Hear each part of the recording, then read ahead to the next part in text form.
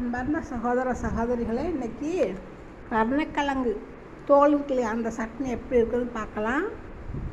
கருணக்கிழங்கு தோல் நிறைய எவ்வளோ கிடைக்குதோ நிறைய எவ்வளோக்குனாலும் எடுத்து வச்சுக்கலாம்.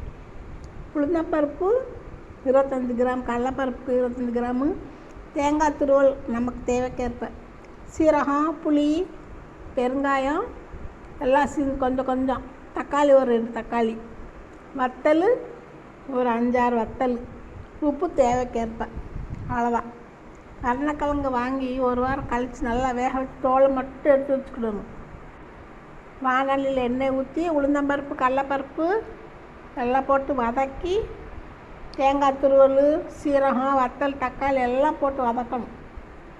கருணக்கிழங்கு தோல் கூட நல்லா போட்டு நல்லா வதக்கி போட்டு இறக்கி வச்சுட்டா, அப்புறம் மிக்சியில் போட்டு உப்பு, புளி, பெருங்காயம் போட்டு நல்லா எல்லாத்தையும் போட்டு அரைக்கணும். அப்புறம் வானலியில் எண்ணெய் ஊற்றி கடுகு, உளுந்தம்பருப்பு, கருவேப்பிலை போட்டு இந்த அரைச்சி வச்சது எல்லாம் போட்டு தாளிச்சிக்கலாம். நல்லா வதக்கிக்கலாம். அதுக்குள்ளே வதக்கிறவங்க வதக்கிக்கலாம், தாளிக்கிறவங்க தாளிச்சிக்கலாம். இதே போல் காலிஃப்ளவர் காம்பு இருக்கு இல்லையா, அது கூட வேஸ்ட் பண்ணாமல் அது கூட ஒரு நாளைக்கு சட்னி போட்டு தயாரிச்சுக்கலாம். இது உடம்புக்கு ரொம்ப நல்லது. அது இந்த கருணக்கிழங்கு தோலியெல்லாம் ஜீரண சக்திக்கு நல்லது, ரொம்ப நல்லது. அந்த மாதிரி நான் பண்ணி சாப்பிட்டு பாருங்கள். கேட்குறவங்க பார்க்குறவங்களுக்கெல்லாம் நன்றி கலந்த வாழ்த்துக்கள். Thank you, good bye. அடுத்த ஒரு பதிவில் சந்திக்கலாம்.